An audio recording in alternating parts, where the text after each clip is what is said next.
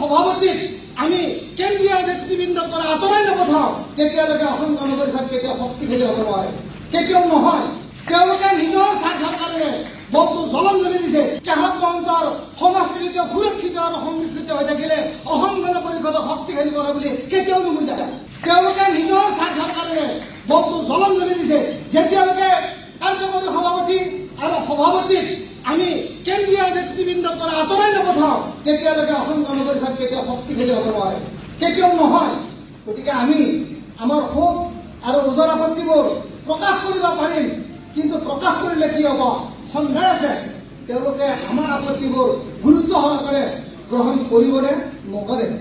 অসমৰ বিভিন্ন ঠাইত, অসমৰ বিভিন্ন সমষ্টিত অসম গণ পৰিষদ দলৰ জাউৰীয়ে জাউৰীয়ে মিত্ৰতাৰ নামত অসন্তুষ্টি প্ৰকাশৰ কথা আপোনালোকে নিশ্চয় পেপাৰে কাগজে পাই আছে।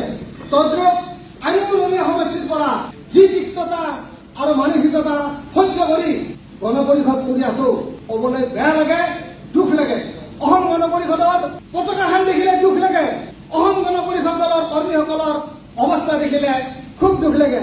বিজেপিৰ বুথ কমিটিৰ সভাপতি এজনে সমষ্টি কমিটিৰ সভাপতি সম্পাদক কেনেকৈ মান্যতা দিব লাগে সেইটোৱে তেওঁলোকৰ নাই।